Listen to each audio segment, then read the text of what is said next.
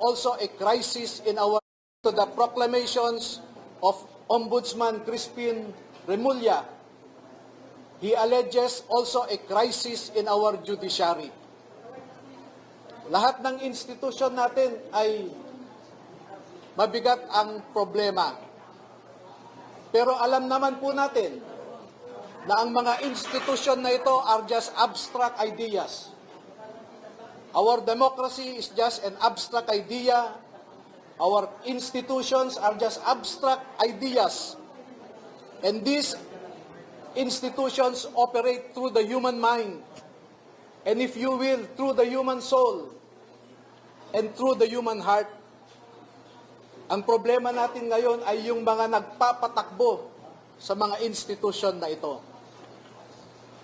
Wala po tayong ibang maaasahan ngayon na maglalabas ng katotohanan kundi tayong mga mamamayan din. Hindi natin maaasahan ang nasa gobyerno ngayon na ilabas ang buong katotohanan na walang pinagtatakpan.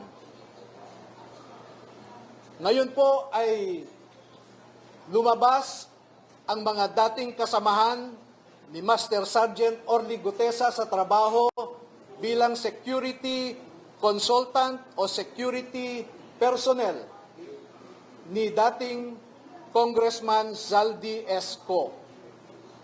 Nandito po silang lahat at gusto ko pong ipakilala sa inyo.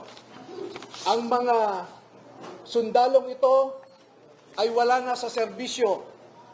Ngunit ang nasabi nila sa akin, ito ang marahil na huling labanan na kanilang papasukin at gusto nilang magpakasundalo sa ating bayan.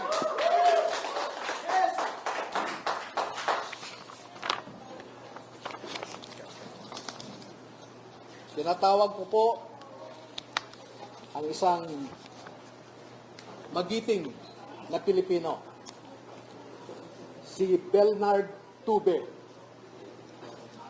Opo. Si Ross, tumatanda na po. Si Rosbert Waupan. Si Benny Bulontate. Si Johnny Buduan. Si Rodante Orbillo. Rainy Boy Julian. Christopher Esquivel. George Villalon Jr.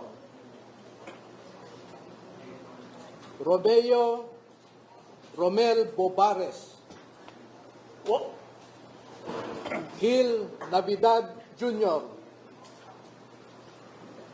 Anselmo Taberdo. Walter Manalansan. Jolly Cadiao. Romel Galapon. Cecilio Laroder Jr. Bernard Gubban. Crisani Dado. At Fidel Corpus. Meron po silang kasamahan na 12 pa na hindi makakadalo ngayon dahil sa mga personal na rason. Ang dalawa ay meron silang kasama sa buhay na nagtatrabaho pa sa gobyerno at meron silang pag-aalinlangan na maaaring maapektuhan ang trabaho ng kanilang mga asawa. Yung 10 na hindi pa nakadalo ngayon ay tinatawag ko po na second batch at lalabas din po sila sa tamang panahon. Bigyan ko po kayo ng halimbawa ng nilalaman ng kanilang affidavit at kung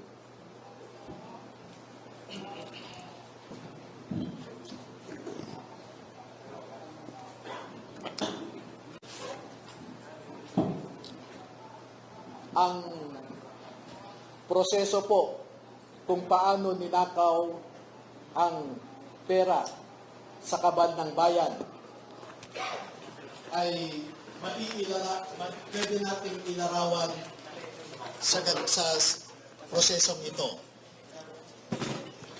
Marami pong contractors sa buong Pilipinas na napromesahan ng proyekto at hindi pa nila nakukuha ang kontrata ay nag-uumpisa na silang mag-remit kay Ginoong Saldico doon sa kanyang bahay sa Valle Verde Phase 6 sa Pasig City. At daan-daan na maleta ng pera ang dumarating doon. Merong employee si Ginoong Saldico na binibilang ang mga pera na dumarating sa Valle Verde 6. Pagkatapos nito ay binabalik nila sa maleta ulit at dinadala sa penthouse ng Horizon Homes sa BGC. At mula sa Horizon Homes, doon na manggagaling ang ibinibigay sa iba't ibang mga politiko at mga personalidad sa ating lipunan. Ang halimbawa po ng proseso ay nag-uumpisa sa pagbilang nila ng pera.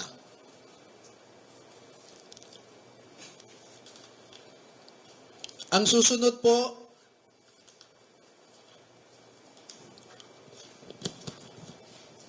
sa larawan sa itaas ay inihahanda ang pera bago isilid sa mga maleta ulit sa Horizon Homes. At yung larawan sa ibaba ay isang halimbawa ng pag-deliver ng pera sa bahay ng isang mambabatas.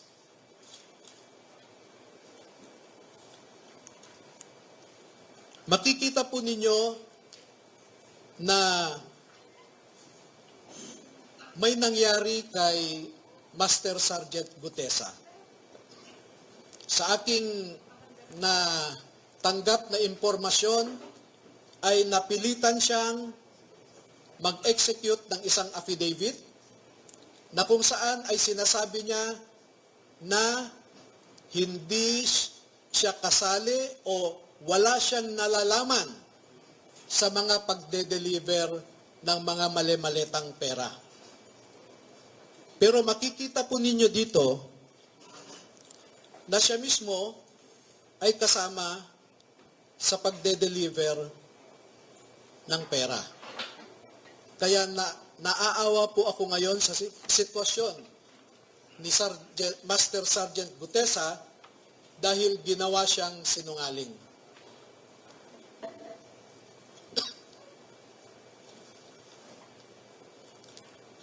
Meron pong iba pang mga larawan na sa tamang forum later ay maglalahad pa kami ng karagdagang mga ebidensya. Pero ang pagde-deliver nila ng pera ay gumagamit ng eroplano,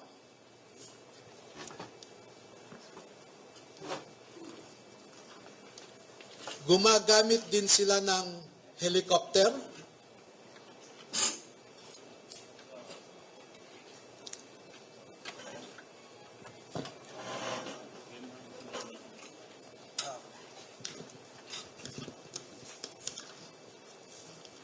at ganito po ang mga dinideliver sa mga bahay ng ilang mga mambabatas.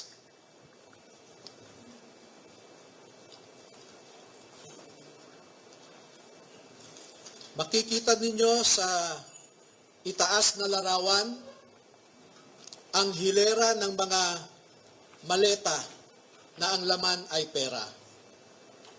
at parte lamang ito ng isang delivery na sa panahon na ito ay 52 na maleta ito. Sa isang delivery, umabot ng 52 na bagahe.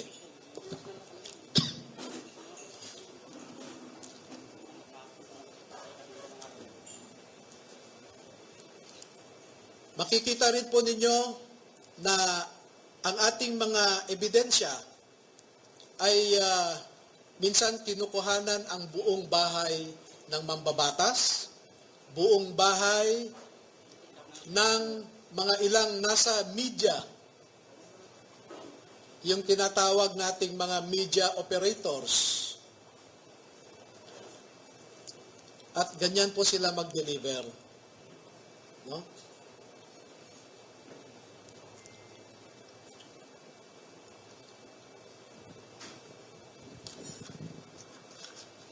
Makikita po ninyo sa ibabang larawan ang mga maleta rin ng pera. At marami pa pong iba na katulad nitong mga larawan. At dito sa taas na larawan ay ipinapakita lamang na yung isang malaking maleta ay hindi kayang o halos hirap na buhatin ng 3 katao.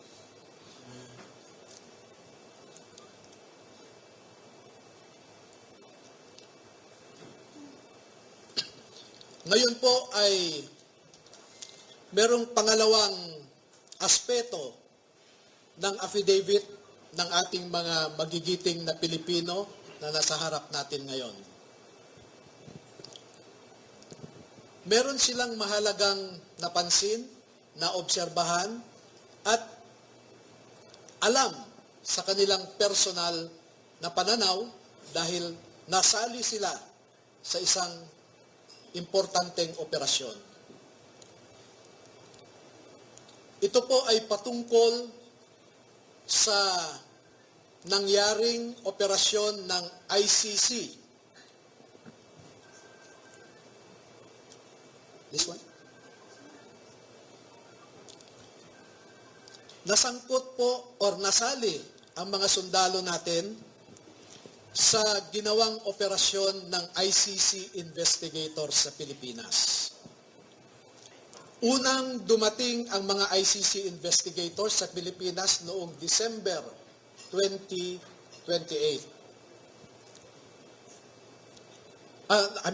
December of 2023. At bago mag-December 2023, ay inutusan sila na magpapalit ng peso to dollars.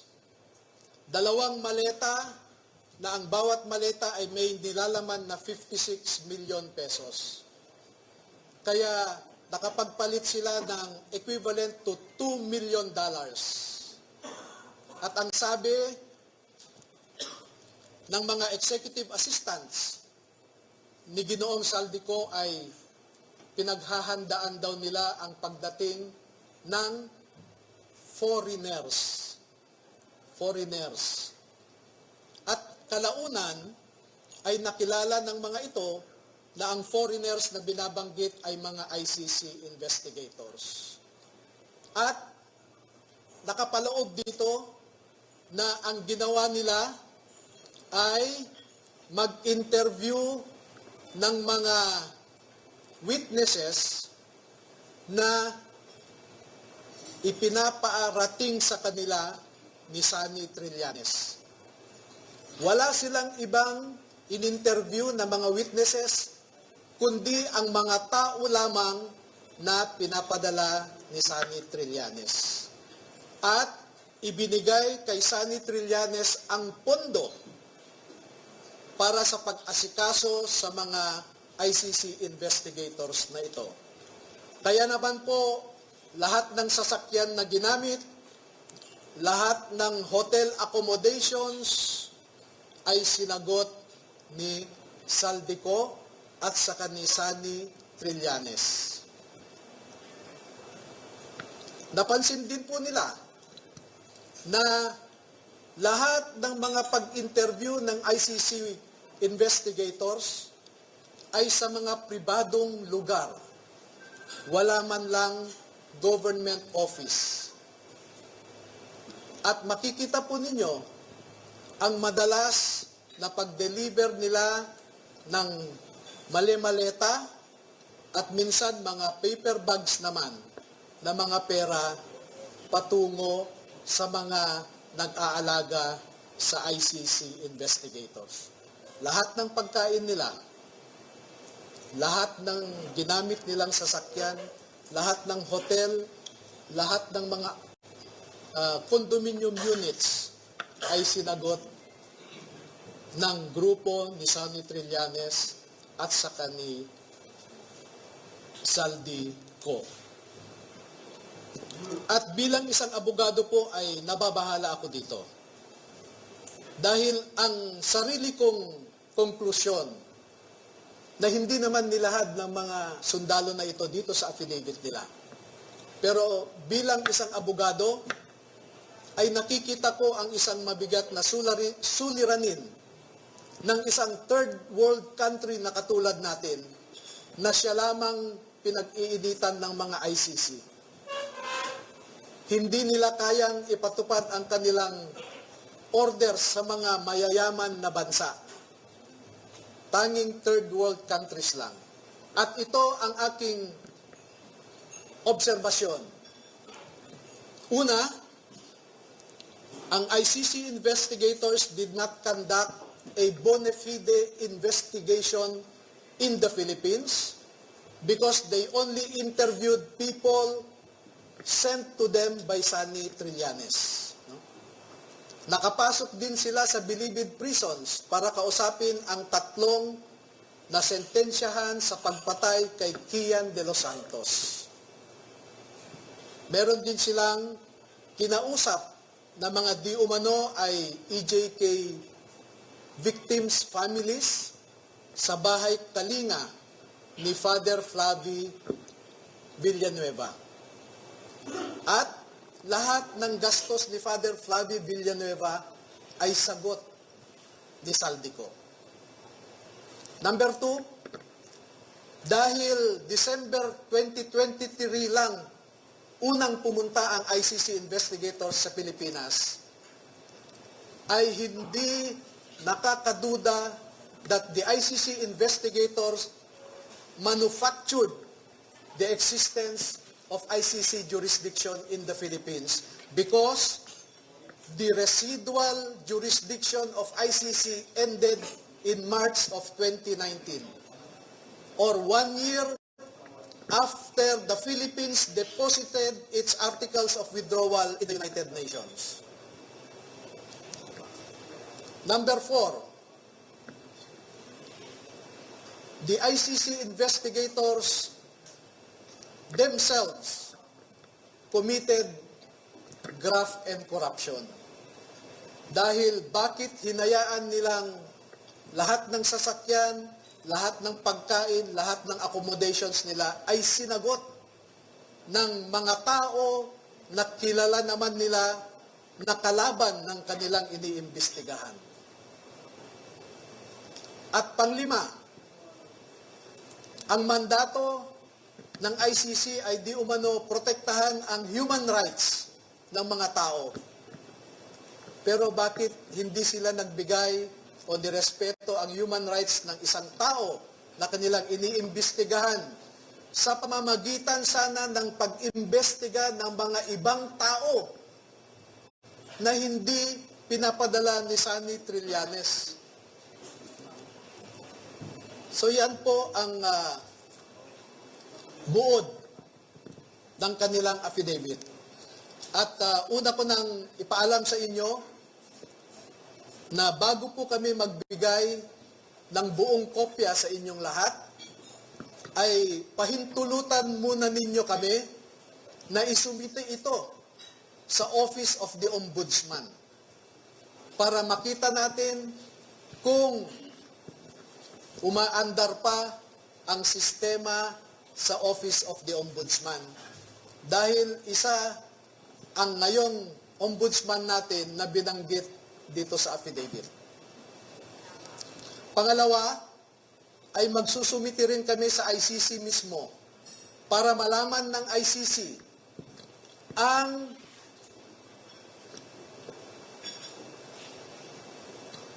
so that ICC will know how the ICC investigators conducted themselves in the Philippines. At panghuli ay magbibigay kami ng kopya sa lahat ng embahada ng mga bansa na kasapi sa ICC para malaman nila kung paano gumalaw ang ICC. Alam naman natin na bawat bansang miyembro dyan ay nagko-contribute sa ICC. Pero katulad ng kino-contribute nila, ang mga litrato na naipakita ko sa inyo ay makikita ninyo kung saan pumupunta ang ating mga buwis. Now you know where our taxes go. Now you know at least where our taxes went. Maraming salamat po at magpapaunlak po kami ng katanungan at kung maaari ay 10 lamang. Kasi alam nyo po, sa ngayon ay meron lang nakaabang sa labas na handang manakit o manakot sa ating mga sundalo. At sa nakalipas na 2 araw lamang, ay umigting ang paghahanap ng isang grupo sa kanila na pinangungunahan di umano ng isang tinatawag nilang MC. Initial yon, MC. Hindi ko po alam hanggang ngayon, inaalam ko kung sino yung MC na sinasabi nila.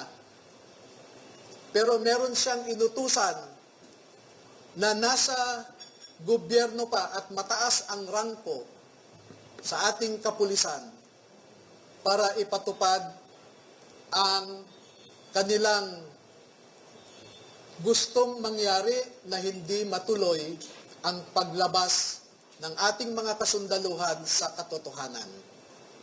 At panghuli po, meron akong isang pakiusap sa ating armed forces at saka sa Philippine Marine Corps. Ang mga nasa likod po ninyo ay nagserbisyo sa ating bayan at nandito sila hindi dahil sa politika. Hindi po sila nagsasabi ng anumang mga bagay na magdadagdag pa sa init ng kasalukuyang politika na pinagdadaanan ng ating bansa. Bagkus ay gusto nilang makaambag na iangat ang imahe ng ating mga institusyon katulad ng Philippine Marine Corps na lumalaban sa kalaban ng Estado. Pero kung susuriin ninyong mabuti, ay ang kalaban natin ay ang mga nasa matataas na pwesto sa gobyerno. Do not restrain them from sharing to our people the truth that they know. Because alam nating lahat, ang katotohanan lamang ang magpapalakas ng ating republika. Kung lumalaban tayo sa mga grupo na gustong sirain ang ating democratic institutions, katulad ng mga NPA, mga Muslim secessionists, ang isa pong kalaban natin na totoo ay ang mga nagnanakaw ng pera na para sana sa mga tao. Tayo po ay nagpapakapagod para lang may maihain tayong pagkain sa ating mga pamilya. Pero sila po ay nagpapakapagod kung paano gastahin ang perang ninakaw nila sa atin.